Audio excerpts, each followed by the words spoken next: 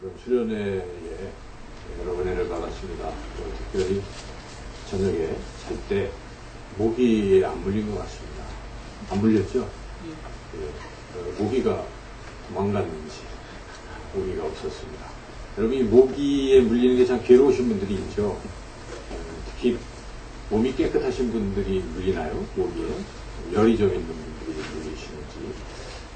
이 모기는 굉장히 오래된 그런 곤충이죠. 오랫동안 인류 역사에 아주 오랫동안 모기가 존재했는데, 이 모기는 주로 밤에만 활동을 합니다.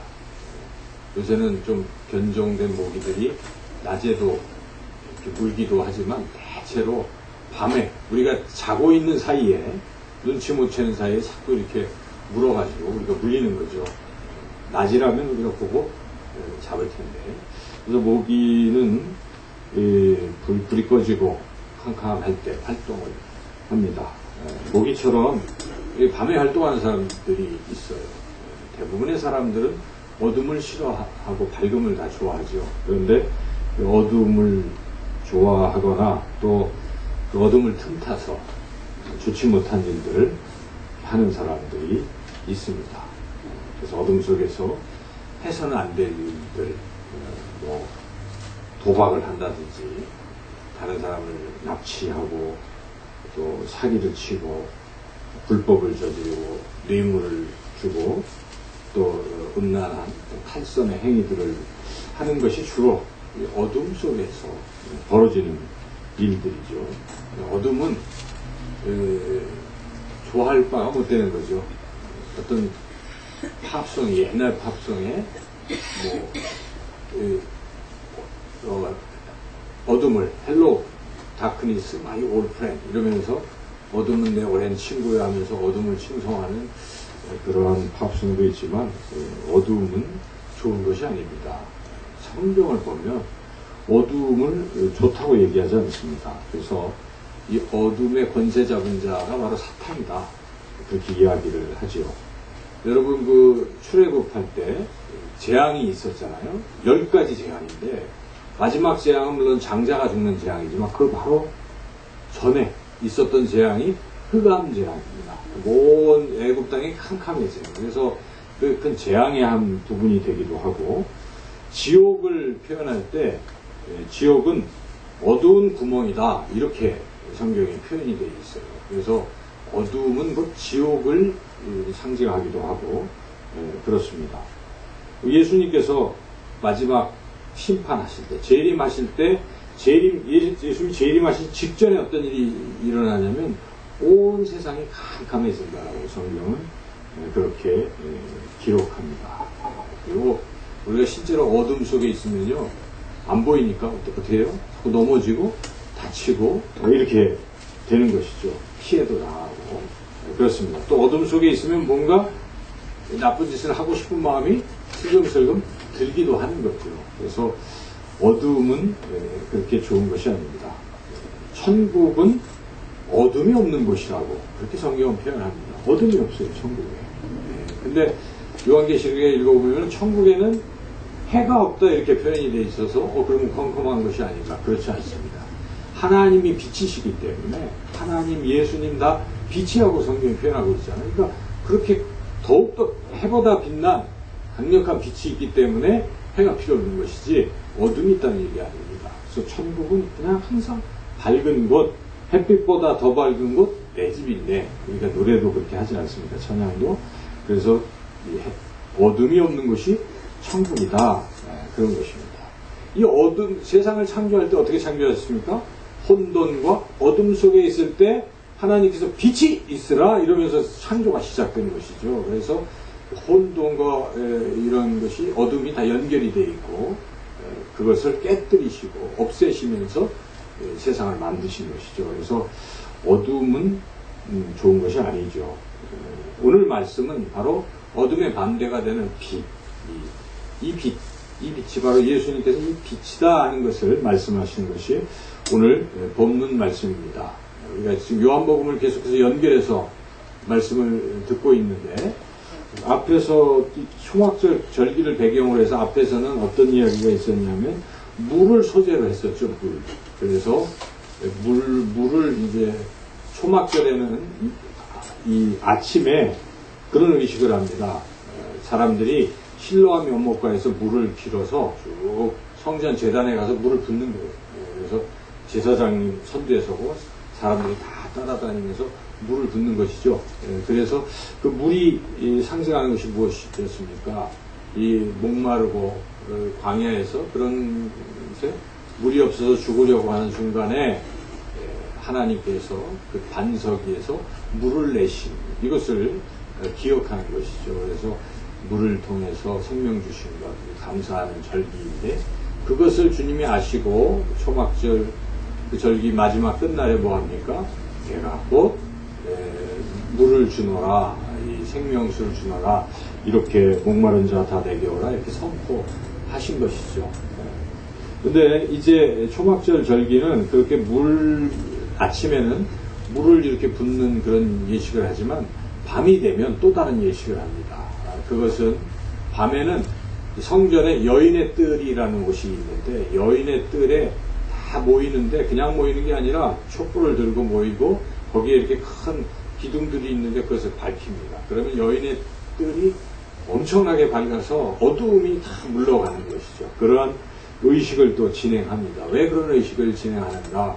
광야에서의 일을 상기하기 위한 것인데 광야에서 밤에 하나님이 이스라엘 백성을 인도하신다고 하면 어떻게 인도하셨습니까?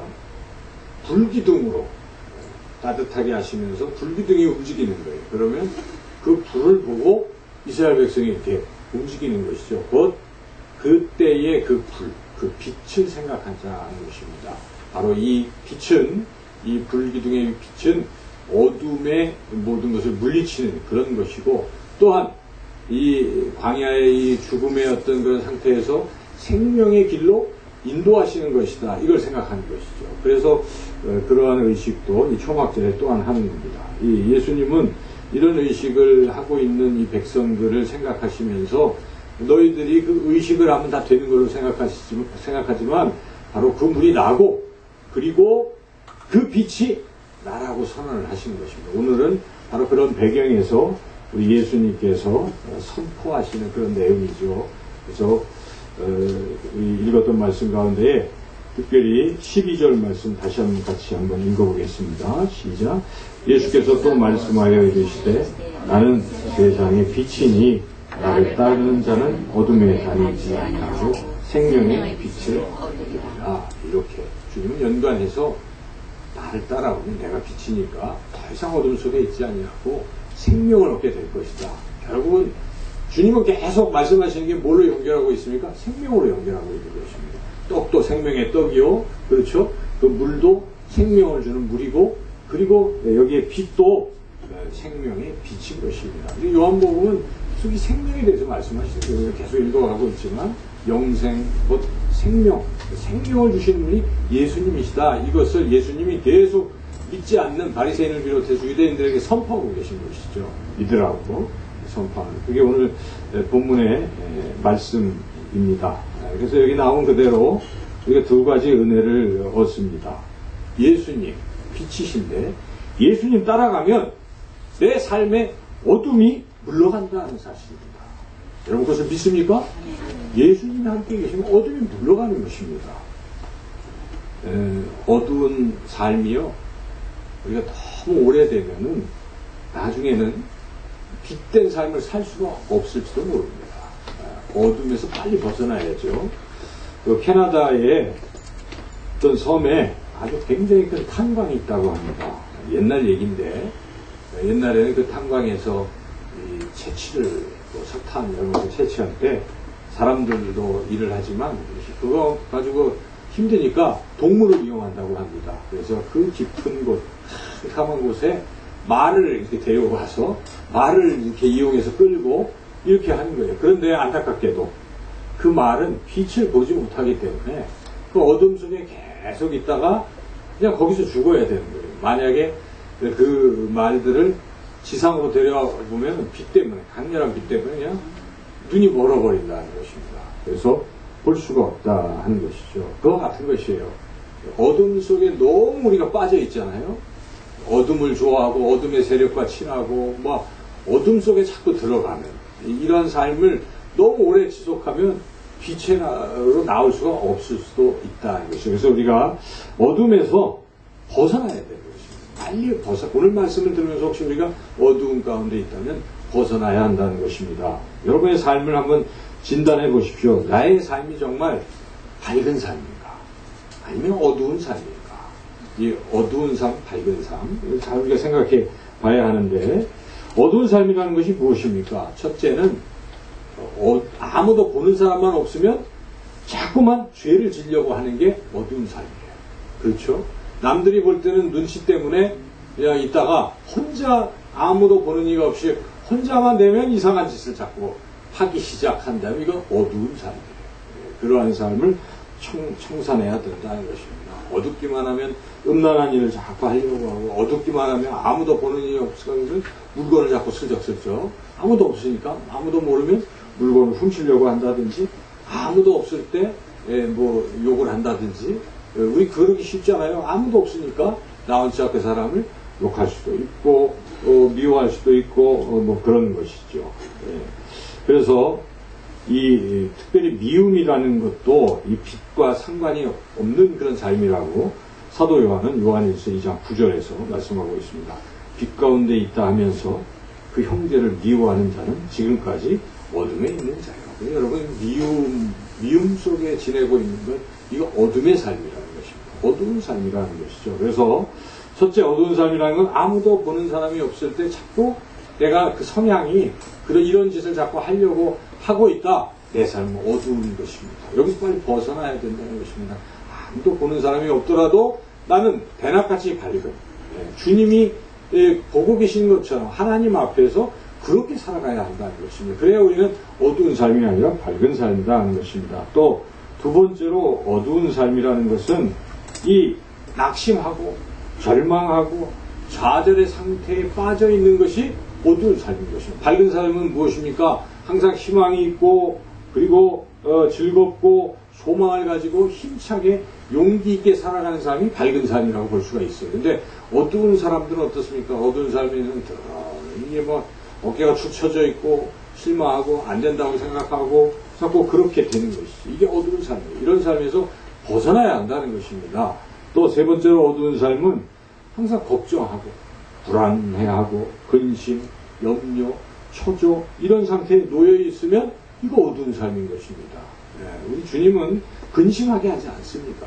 염려하지 않게 하시는 분이 주님이십니다. 아무것도 염려하지 말라, 불안해하지 말라, 어찌하여 낭망하느냐 내 영혼이, 그렇게 주님 말씀하시는 것입니다. 그래서 우리가 이런 데서 벗어나야 하는 것이고 밝은 삶으로 가야지 자꾸 걱정, 불안, 근심, 염려, 초조, 낙심, 좌절 그러면 결국 세상이 싫기 때문에 자살하고 우울증에 빠지고 그렇게 어둡게 된다는 것입니다.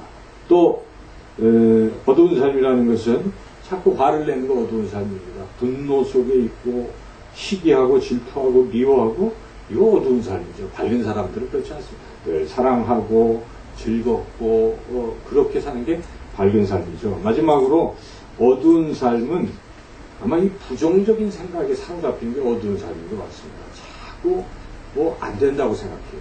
나는 자기를 이렇게 자꾸 멸시하고 자학하고 안 된다, 불가능하다, 항상 그런 얘기하면 솔깃하고 된다라는 말이면 굉장히 부정적으로 반응은 안 되는 것이죠. 그래서 밝은 사람은 항상 어떻습니까? 된다는 긍정적인 생각을 가지고 사는 삶이라는 것입니다. 우리가 이러한 어두움을 청산해야 하는 것이죠. 여러분 정말 어두운 삶을 살기를 원하십니까? 밝은 삶을 살기를 원하십니까? 밝은 삶을 살기를 원하는 게 너무도 당연하죠. 어떻게 하면 어두운 삶에서 벗어나서 밝은 삶을 살 수 있는 것인가? 그 원리는 굉장히 간단한 것입니다. 밝은 삶을 살 수 있는 원리 아주 간단해요. 그것은 밝은 빛을 보고 있으면 밝은 삶을 살 줄로 믿습니다. 아무리 어두워도 여러분 빛이 들어오면 어둠 다 사라지는 것이죠. 방법은 내가 뭐 어떻게 한다고 되는 것이 아닙니다. 우리가 빛을 바라보는 순간, 빛을 마주할 때 어둠은 다 사라진다 하는 것이죠. 아무리 어두워도요, 캄캄한 밤, 아무리 어두운 밤이라고 하더라도 이 새벽이 돼서 태양이 떠오르면 어떻게 됩니까? 세상이 밝아지는 것이죠. 그래서 우리는 항상 빛을 마주대하고 산다. 이것이 어두운 삶을 청산하는 길인데, 바로 오늘 본문 말씀에서 예수님께서 내가 세상의 빛이라고 선언하셨어요. 그래서 우리는 예수님을 마주보고 있으면 어두운 삶에서 벗어날 수 있습니다. 그렇지 않습니까, 여러분? 예수님과 함께 있으면 기쁨의 삶을 사는 것입니다. 좌절이 사라지죠. 낭망이 사라지죠. 염려가 사라집니다. 근심이 떠나갑니다. 그리고 죄악을 저지르려고 하는 생각도 사라지는 것입니다. 예수님이 계시기 때문에. 그러므로 우리가 이 예수님과 함께하는 삶이 어둠에서 벗어나는 삶이다 하는 것입니다. 어떤 사람은 자꾸 고의적으로 이 예수님을 기피하는 사람이 있어요. 예수님 믿으면서도 어두운 삶을 살고 싶어가지고 잠깐 예수님 어디 계세요? 예수님을 자꾸 고의적으로 무시하거나 자꾸 이렇게 하는 삶. 예수님 내 안에 계신데 마음의 중심에 모셔드리지는 않고 저 구석으로 자꾸 밀어넣으려고 하는 사람들은 어두움의 삶을 살게 되지 않아요? 우리 삶에서 그렇지 않습니까? 뭔가 달콤한 유혹에 빠지려고 자꾸 예수님을 밀어내버리면 그게 어두운 삶이 되고, 그게 그걸로 끝나지 않습니다, 여러분. 죄는 죄를 불러일으키더라고요. 그래서 우리가 유혹에 빠져버리면 나 생각들이 다 그렇게 돼버립니다. 아주 부정적이고 나쁜 짓 자꾸 더 하게 되고 악이 악을 부르는 거예요. 그래서 그걸 차단해야 됩니다. 그래서 항상 우리는 우리 안에 예수님을 모시고 멀리하면 안 됩니다. 가까이 하고 그래야 되죠. 그래서 사도 바울이 이 원리를 알기 때문에 로마서 13장 12절 14절에서 이렇게 말씀하고 있지 않습니까? 밤이 깊고 낮이 가까웠으니 그러므로 우리가 어둠의 일을 벗고 빛의 갑옷을 입자. 낮에와 같이 단정히 행하고 방탕하거나 술 취하지 말며 음란하거나 호색하지 말며 다투거나 시기하지 말고 오직 주 예수 그리스도로 옷 입고 정욕을 위하여 육신의 일을 도모하지 말라. 무엇입니까? 핵심이 예수 그리스도로 옷 입고. 그러니까 빛이신 예수님과 함께만 하면 어둠의 일은 다 물러간다 하는 것입니다. 우리가 이제는 더욱 자주, 아니 항상 예수님을 마주대하고 밝은 삶을 살아가시기를 주님의 이름으로 축원합니다. 둘째로 오늘 우리는 이 예수님께서 죽음에서 생명으로 인도하신다 하는 사실이죠. 우리가 어둠에서 밝은 삶으로 바뀔 수 있는 예수님 때문에 그런 것인데, 또한 예수님과 마주대하면 우리는 죽음이 아니라 생명으로 자꾸 나아가는 것입니다. 근데 예수님 없으면 자꾸만 죽음의 길, 사망의 그 길로 들어가게 된다는 것이죠. 그 길로 빠지고 마게 된다는 것입니다. 그러므로 우리는 자꾸 예수님과 함께 갈 때 생명의 길로 인도된다는 것이, 오늘 본문은 그걸 틀림없이 말씀하고 있습니다. 나는 세상의 빛이니 나를 따르는 자는 어둠에 다니지 아니하고 생명의 빛을 얻으리라. 이와 유사한 말씀들이 신약성경에 여러 곳에 나오는데, 골로새서 1장 13절에 그가 우리를 흑암의 권세에서 건져내어 그의 사랑의 아들의 나라로 옮기셨으니, 예수님께서 흑암의 권세, 죽음의 권세에서 우리를 건져내셔서 하나님의 아들의 나라, 생명의 나라, 하나님의 나라로 우리를 인도하신다 하는 것입니다. 여러분, 캄캄한 바다에서 지내본 적이 있습니까? 우리는 어부 출신들이 아니라서 그런 경험을 얻기가 쉽지 않을 텐데, 어부 고기 잡는 분들은 그 캄캄한 바다에 항해할 수도 있어요. 그러다가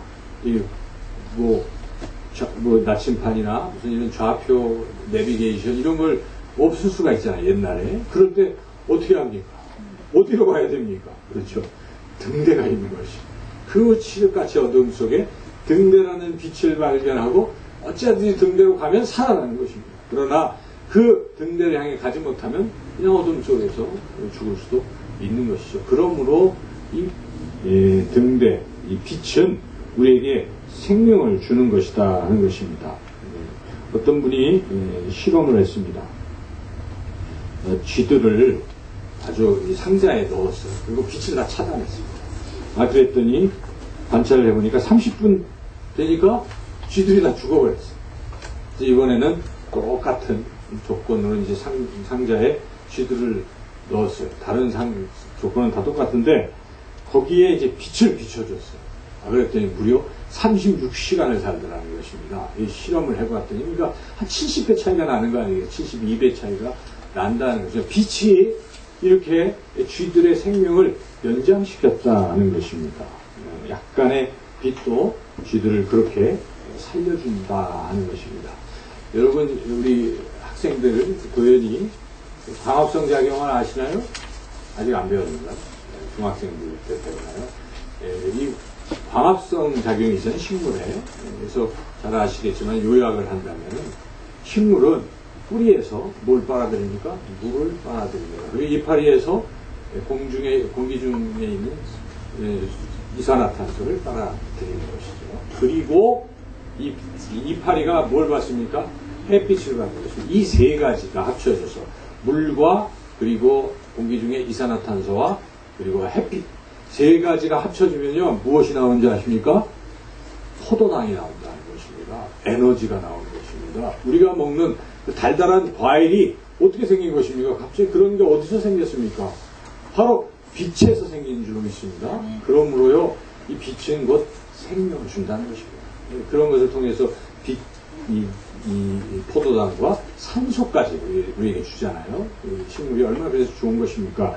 이 광합성제. 그래서 우리가 세상의 이치, 자연의 이런 섭리들을 바라보면 결국 빛은 생명을 준다는 놀라운 사실입니다. 빛이 없으면 지구상에 누가 살아가겠습니까?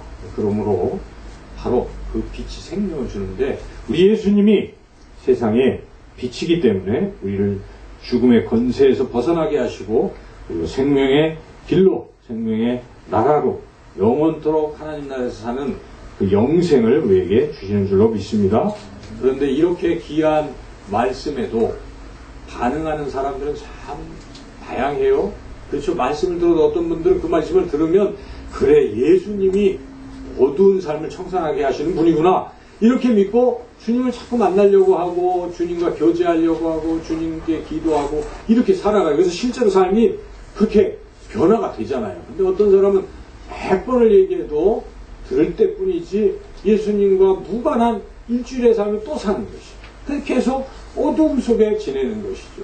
그리고 결국 그러다가 그렇게 살다 보면 그 탄광 속의 말들처럼 그냥 눈이 멀고 그리고 생명의 길로 생명의 나라로 가지 못할 수도 있는 것입니다. 이 땅에서는 그냥 어둠과 어떤 그러한 빛된 삶 정도이지만 죽고 나면요 그냥 천양지창인 거죠. 영원한 죽음과 영원한 삶 그렇게 판명이 나는 것인데 바로 예수님을 믿는 사람들에게는 그러한 영원한 생명이 주어지는 것인데 바리새인들은 참 어리석은 사람들이에요. 늘 여기 보면 바리새인들은 왜 이러는가 이해가 안 갈 정도인데 오늘도 이렇게 예수님이 생명의 위치를 얻으리라 선포를 하시는데 뭐라고 답변을 하나요? 13절을 같이 읽어보겠습니다. 바리새인들이 이르되 네가 너를 위하여 증언하니 내 증언은 참되지 아니하소서. 뭐 건수만 잡으면 그냥 계속 이렇게 반대하는 것입니다. 우리 아는 율법에 의하면 이게 제대로 되려면 증인 2명 이상은 있어야 돼. 이 얘기거든요. 혼자 증언하는데 그게 말이 돼? 이제 이런 식의. 근데 성령의 감동과 이렇게 받으면요. 이 바리새인 아닌 다른 사람들은 많이 믿고 믿는 거예요. 그냥. 그리고 예수님 따라가는 삶이죠. 우리도 마찬가지 아닙니까? 믿는 사람들은요. 뭐 따지지 않습니다. 들으면 아멘 하고 그냥 받아들이는 거예요. 받아들일 때 어두운 삶이 청산되고 생명의 삶으로 가는 것입니다. 이게 능력 있는 삶인 것입니다. 능력 있는 삶을 살기 위해서는 바리새인처럼 그렇게 자꾸 따지고 자꾸 딴 생각하고 믿지 아니하면 제대로 그런 삶을 영위할 수가 없는 것입니다. 우리는 믿어야 된다는 것입니다. 여러분 그러한 옥토 같은 마음으로 그렇게 분명히 믿으시기를 축원합니다. 빛이신 예수님께서 우리의 어두운 삶을 청산케 하실 것입니다. 생명의 삶을 주실 것입니다. 이 예수님과 또 한 주간도 동행하시고 그런 삶들을 누리시기를 주님의 이름으로 축원합니다. 기도하겠습니다. 하나님 감사합니다. 우리 예수님이 빛이신 분이신데 우리가 이것을 잊고 예수님 없이 어둠을 헤매며 어둠 속에 또 어둠의 일들을 할 때도 있었습니다. 이제 이 한 주간 빛이신 예수님과 동행할 때 모든 어둠의 삶들이 청산되게 하시고 주님 우리는 생명의 길로 날마다 소망 가운데 기뻐하며 걸어가게 하여 주옵소서. 주님과 동행할 때에 우리도 세상의 빛이신 주님 때문에 우리도 세상을 비추는 빛된 삶도 살게 하여 주시기를 간절히 원하고 예수님의 이름으로 기도드리옵나이다. 아멘.